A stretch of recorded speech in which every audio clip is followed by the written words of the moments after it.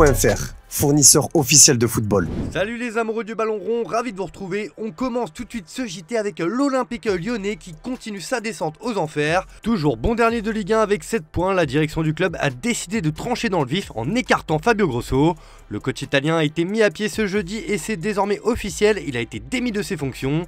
Compte tenu des résultats obtenus et après une analyse approfondie de la situation de l'équipe professionnelle, actuellement 18ème de Ligue 1, l'Olympique Lyonnais a décidé de mettre en œuvre une procédure pouvant aboutir à la rupture du contrat de travail de Fabio Grosso et de ses adjoints, a indiqué le club dans un communiqué. C'est Pierre Sage qui va assurer l'intérim face à Lens ce week-end et peut-être contre l'Olympique de Marseille le mercredi 6 décembre si un nouveau coach n'est pas trouvé d'ici là. La mission des prochains jours va donc être de trouver un entraîneur capable de relever la situation et sauver le club rhodanien de la relégation. Plusieurs noms se dégagent ces dernières heures pour accomplir cette mission sauvetage. Selon nos informations, les cadres du vestiaire poussent pour voir Bruno Genesio prendre les rênes du club.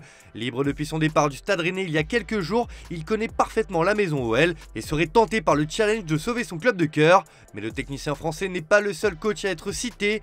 Depuis plusieurs jours, Frédéric Antonetti a été évoqué comme Antoine Comboiré ou encore Claudio Cacciapa. Un autre nom est sorti dans la presse, c'est celui d'Igor Tudor, mais selon nos informations, le Croate n'est pas intéressé par le poste. Il cible un retour en Serie A, il avait d'ailleurs été proche de succéder à Rudy Garcia sur le banc du Napoli, et son nom est fréquemment cité en Italie dès qu'un entraîneur est menacé. En revanche, Jorge Sampaoli a été approché si cette information a été aussitôt démentie par le propriétaire des Guns, John Textor. La Provence rapporte qu'un intermédiaire de l'actuelle lanterne rouge du championnat de France a approché l'ex-coach de Flamengo pour lui proposer de reprendre le chantier rhodanien. En vain, puisque le quotidien régional ajoute que les discussions ne se sont pas éternisées. Si un entraîneur n'a pas encore été nommé, c'est toute la maison OL qui tremble. Depuis quelques semaines déjà, c'est tout l'organigramme du club qui est en train d'être chamboulé. Dans les prochains jours, le club rhodanien va accueillir dans ses rangs l'ancien directeur sportif de l'OM, David Friot. Selon des informations de l'équipe que nous pouvons confirmer, le dirigeant de 50 ans est attendu dans les prochaines heures pour signer son contrat et venir compléter l'équipe mise en place par John Textor. Et l'une de ses premières missions sera de cibler et de dénicher le futur entraîneur pour succéder à Fabio Grosso. C'est même au-dessus que ça bouge également car John Textor a aussi nommé un nouveau directeur général. Santiago Cucci, le directeur général par intérim, a terminé sa mission, c'est Laurent Prudhomme qui le remplace. Et ce n'est pas tout, puisque la nouvelle direction pourrait être aidée par une légende du club, Juninho. Le Brésilien va filer un coup de main à son club de cœur en tant que conseiller spécial. Sa mission sera, s'il l'accepte, de donner une vision au club et de l'aider à le remettre sur de bons rails. Mais il ne serait donc pas forcément présent physiquement à Lyon, lui qui vit à Rio de Janeiro. Une arrivée quasiment confirmée par John Textor lui-même ces derniers jours. Évidemment, quand tout va mal, c'est aussi le cas au niveau de la DNCG, le gendarme financier du football français. Mardi, le club du Rhône avait d'ailleurs rendez-vous avec la DNCG afin de présenter un bilan financier permettant aux pensionnaires du Groupama Stadium d'éviter les sanctions. L'OL a donc jusqu'au 1er janvier 2024, soit jusqu'à l'ouverture du mercato hivernal, pour convaincre la DNCG. La bande John Textor a donc un gros mois devant elle pour apporter des éléments suffisants qui feront peut-être sauter l'encadrement de la masse salariale notamment. Les chantiers sont immenses à l'OL. D'ailleurs, selon vous, quel est l'entraîneur idéal pour sauver l'OL cette saison? Vous nous dites tout dans les commentaires et on en reparle dès demain. Hier, Alexandre vous demandait quel club de Première Ligue allait faire le meilleur mercato cet hiver. Et bien pour vous, c'est Manchester United afin que les Red Devils réussissent leur saison. Allez, on passe à l'actu du jour les amis avec du mercato et les clubs de Ligue 1 s'arrachent une pépite de l'Union Saint-Gilloise. Il s'agit de Cameron Puertas, le meilleur passeur européen depuis le début de la saison. La Ligue 1 est particulièrement attentive à l'évolution du milieu de terrain, d'autant que ce dernier se trouve en fin de contrat en juin 2025 avec une année en option. Selon nos informations, l'OM, l'AS Monaco et le Stade Rennais suivent régulièrement le joueur, tout comme des clubs d'Arabie Saoudite, du Qatar et la Fiorentina en Italie. Son prix est estimé à 6 millions d'euros pour le moment. Auteur de 15 buts en 10 apparitions, Serhou Guirassy est le 3e meilleur buteur européen jusqu'à présent, devant Mbappé et Haaland. Forcément, ces statistiques suscitent l'intérêt. Depuis quelques semaines, son nom est annoncé un peu partout en Europe. Selon nos informations, 4 gros clubs sont déjà venus au renseignement. Il s'agit de l'AS Roma, de l'AC Milan, de Newcastle et de Manchester United. Ces 4 clubs recherchent une alternative en attaque, soit par manque initial de profondeur de banc, soit parce que les recrues offensives ont déçu. L'ancien Rennais ne ferme pas la porte à un départ et reste à l'écoute des projets qu'on lui présentera. Affaire à suivre. Au PSG, une recrue est déjà prête à claquer la porte. Il s'agit d'Arnaud Tenas, le troisième gardien du club de la capitale, recruté par Luis Enrique cet été. Sauf qu'après 4 mois de compétition, le joueur de 22 ans n'a pas encore joué la moindre minute sous les couleurs du PSG. Sport explique que le gardien abonné au banc de touche a besoin de jouer pour engranger de l'expérience au plus haut niveau et progresser.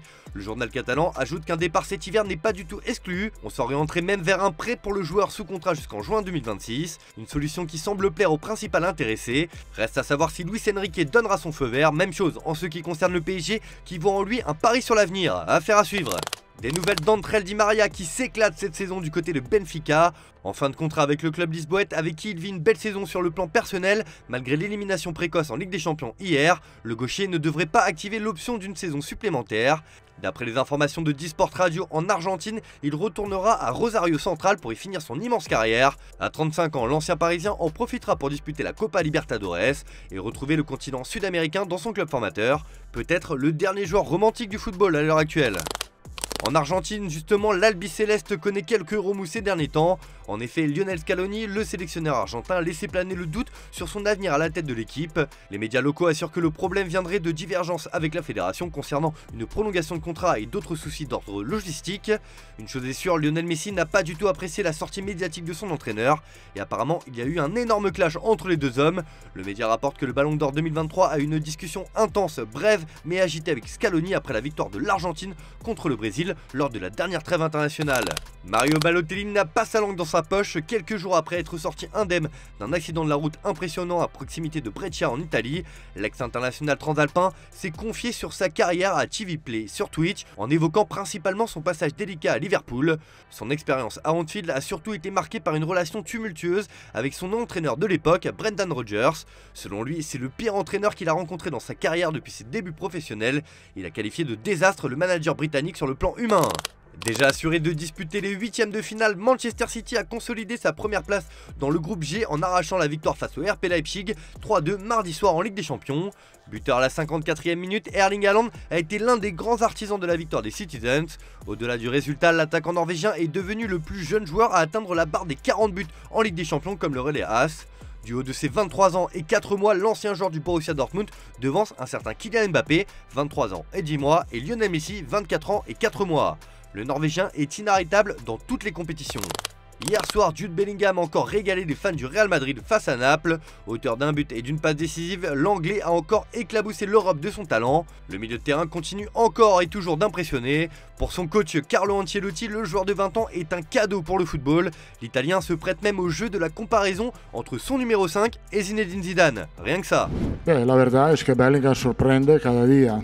Cada partido, y creo que no solo nosotros, creo que sorprende un poco a todo el mundo. Creo que Bellingham es un regalo para el fútbol, porque no es solo un problema de, obviamente, el entrenador de Real Madrid, los compañeros están encantados con él, la afición está encantada con él, pero creo que todo el mundo del fútbol está encantado de ver un jugador con este potencial, con esta imagen positiva, y ojalá pueda seguir. Difícil comparar dos generaciones distintas.